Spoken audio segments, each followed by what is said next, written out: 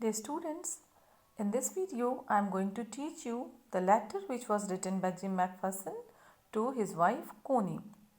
कोनी को gym Macpherson ने लेटर लिखा था और उसमें हम वो पढ़ रहे थे कि जब जिम मैकफर्सन अपना इंट्रोडक्शन देता है किसी हैंस वुल्फ को, तो हैंस वुल्फ क्या कहता है? Dorset, he smiled, I know this place, I know it very well. वो मुस्कुराते हुए कहता है कि अच्छा डॉसेट, इस जगह को मैं बहुत अच्छे से जानता हूँ। We shared madam Rushen and his excellent sauces and we talked Connie. How we talked? He spoke almost perfect English. और कोनी मैं तुम्हें क्या बताऊं कि वो कितने अच्छे से इंग्लिश में बात कर रहा था। But it turned out that he had never set foot in Dorset. लेकिन ऐसा लग रहा था कि उसने कभी भी डॉसेट में कदम तक नहीं रखा हो। Never ever been to England, और ना ही वो कभी इंग्लैंड आया था। He had learn all he knew of England from school. और जो कुछ भी वो इंग्लैंड के बारे में जान रहा था, अब तक जानता था, वो सब उसने स्कूल से सीखा। And from reading books in English, और इंग्लिश बुक्स पढ़ के भी उसने सीखा। So his favourite writer was Tom's Hardy, his favourite book far from the madding crowd. तो ये बुक का नाम दिया हुआ है जो हैंस वुल्फ का फेवरेट बुक था, और राइटर कौन थे उसके favourite? Thomas Hardy. So out there in no man's land, we talked of Batsab and Cabell Oak and Sergeant Troy and Dorset. He had a wife and one son, born just 6 months ago. हमने बहुत सारी बातें की, और उसने अपनी wife के बारे में भी बताया, उसका एक बेटा है ये भी बताया जो कि 6 महीने पहले हुआ था। As I looked about me, there were huddles of khaki and grey everywhere, all over no man's land, smoking, laughing, talking, drinking, eating. और मैं क्या बताऊँ, मैं जहाँ भी देख रहा था, जितनी दूर तक मेरी नज़र जा रही थी, मैं देख रहा था कि खाकी और ग्रे कलर के जो यूनिफॉर्म में लोग हैं वो एक दूसरे के साथ हंस रहे हैं, गा रहे हैं, खा रहे हैं। It means that they enjoyed there, वो सभी इंजॉय कर रहे थे। Hans Wolf and I shared what was left of your wonderful Christmas cake. और तुमने जो क्रिसमस केक बना के दिया था, उसमें जो कुछ भी, जो केक, वो इतना वंडरफुल केक था जो मैंने हैंस वुल्फ के साथ शेयर किया, Connie. And he thought the marzipan was the best he had ever tasted. और उसने मुझे बताया कि जो मार्जिपन उस केक का था, it was the best he had ever tested. उसने अब तक जितने भी केक खाए थे, इतना अच्छा मार्जिपन उसे पहले कभी नहीं मिला। Here is a word, new word for you, that is marzipan, and it means a sweet covering on a cake made from sugar, eggs and almonds. We agreed about everything and he was my enemy. और मैं क्या बताऊँ कोनी, हम सभी बातों पे agree हो रहे थे, जबकि वो मेरा शत्रु था, एनिमी था। There never was a Christmas party like it, Connie. और आज से पहले कभी भी इस तरह की पार्टी, क्रिसमस पार्टी तो नहीं हुई होगी। क्यों? क्योंकि पार्टी हम फ्रेंड्स के साथ मनाते हैं। यहाँ पर क्या हो रहा था, दुश्मन जो थे उनके साथ ही पार्टी की जा रही थी। It was quite strange and wonderful. Then someone, I don't know who, brought out a football. और मुझे नहीं पता कि कौन, लेकिन कोई फुटबॉल लेके आ गया। Great coats were dumped in piles to make goal posts, and the next thing we knew it was Tommy against Fritz out in the middle of no man's land. और मेरे आंखों के सामने देखते ही देखते क्या हुआ, टॉमी और फ्रिज के बीच में फुटबॉल मैच शुरू हो गया नो मैंस लैंड पे। Hans Wolf and I looked on and cheered, clapping our hands and stamping our feet to keep out the cold as much as anything. सर्दी भी लग रही थी, तो सर्दी को भगाने के लिए हम अपने हाथ पैर भी पटक रहे थे, पैर भी, और चीयरअप भी कर रहे थे, उन लोगों को क्लैप भी कर रहे थे। So there was a moment when I noticed our breaths mingling in the air between us. He saw it too and smiled. Jim McPherson, he said after a while, I think this is how we should resolve this war. A football match. No one dies in a football match. No children are orphaned. No wives become widows. This is the question. You can find it in your exercise also.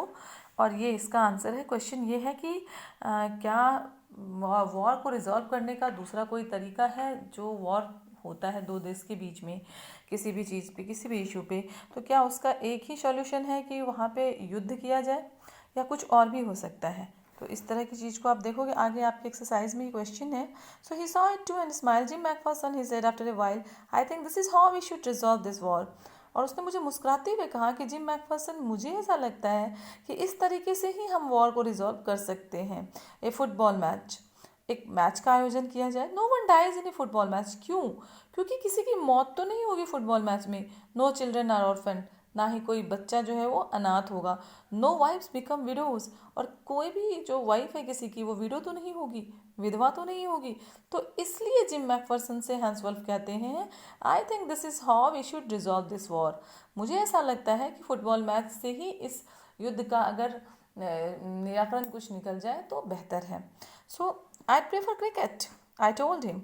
लेकिन मैंने उसकी बात को काटते हुए क्या कहा, मैंने कहा कि मैं क्रिकेट प्रेफर करूँगा, मैं क्रिकेट प्रेफर करूँगा। Then we Tommies could be sure of winning probably. We laughed at that. मैंने कहा कि शायद अगर क्रिकेट खेलना होगा तो शायद हम जो है वो अच्छा कर पाएंगे, जीत पाएंगे। तो we laughed at that and together we watch the game. इस पे हम दोनों ही हंस पड़े और हमने पूरा गेम देखा। सैड टू से, कहते हुए दुख हो रहा है। कोनी से जिम मैकफरसन कहते हैं कि सैड टू से कोनी, कोनी मुझे कहते हुए दुख हो रहा है। फ्रिज वोन 2-1, फ्रिज जीत गया। But as Hanswolf generously said, our goal was wider than theirs, so it wasn't quite fair. लेकिन फिर भी हैंसवुल्फ बड़ा ही उदार था और उसने कहा कि कोई बात नहीं, ये बहुत ज़्यादा फेयर मैच नहीं था। The time came and all too soon when the game was finished. वो समय भी आया जब गेम फिनिश हो गया। The snaps and the drum and the sauces, जो भी चीज़ें खाने पीने की थी वो सब कुछ had long since run out, सब खत्म हो चुका था। And we knew it was all over, और हमें पता था कि अब सब खत्म हो गया। आई wished हैंसवुल्फ and told him I hoped he would see his family again soon, that the fighting would end and we could all go home. और मैंने विश किया हैंसवुल्फ को और ये कहा कि तुम बहुत जल्द ही अपनी फैमिली से मिलोगे।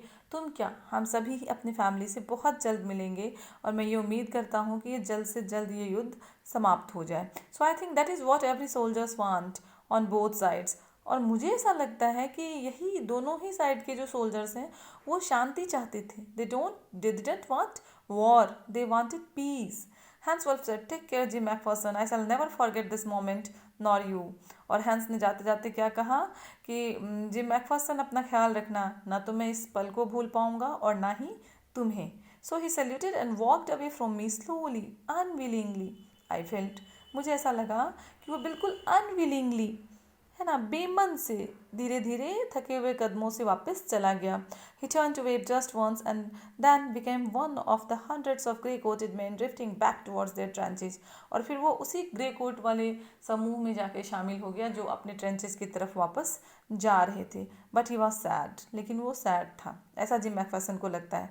That night back in our dugout, we heard them singing a carol and singing it quite beautifully.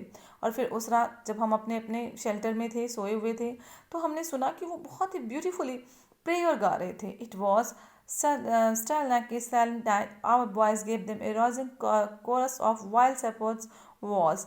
ये जो दो आप देख रहे हो ये वर्ड्स, ये लिरिक्स जो हैं ये प्रेयर के हैं। तो उन्होंने ये प्रेयर जब गाया तो हमारे लड़कों ने भी, हमारे ग्रुप के लोगों ने भी उन्हें जवाब में प्रेयर ही सुनाया।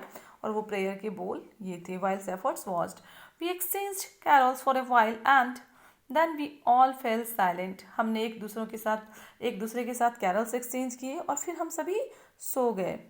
We had had our time of peace and goodwill, a time I will treasure as long as I live. ये एक ऐसा वक्त का ऐसा पल था, एक ऐसा टाइम गुजर रहा था जिसे कि मैं हमेशा के लिए एक जिसकी तुलना कि मैं एक खजाने से करता हूँ, जो मेरे लिए किसी खजाने से कम नहीं। क्योंकि इसमें क्या थे, गुड विशेस थे, पीस था, शांति थी, युद्ध वाली कोई बात नहीं थी। तो इसलिए ये पल जो है जिम मैकफर्सन को बहुत ही memorable moment, it was just a memorable moment for Jim McPherson. Jim McPherson के लिए बहुत ही मेमोरेबल मोमेंट था। आगे बढ़ते हैं हम। सो डियरेस्ट कोनी, by Christmas time next year, war will be nothing but a distant and terrible memory. I know from all that happened today how much both armies long for peace. We shall be together again soon. I'm sure of it. Your loving Jim. फिर इस letter को ख़त्म करते हुए gym Macpherson लिखते हैं कि कोनी बहुत जल्द वो समय आएगा, शायद अगले साल ही, कि ये वॉर ख़त्म हो जाए और ये एक डिस्टेंट और टेरेबल मेमोरी बन के रह जाए, एक कड़वी याद बन के रह जाए जिसे हम याद भी नहीं करना चाहें। और मुझे ये भी पता है कि मैं बहुत जल्द तुम्हारे पास आऊँगा, हम साथ होंगे, I am sure of it, मुझे इस बात का यकीन है, योर लविंग जिम। इस तरह से ये लेटर ख़त्म होता है।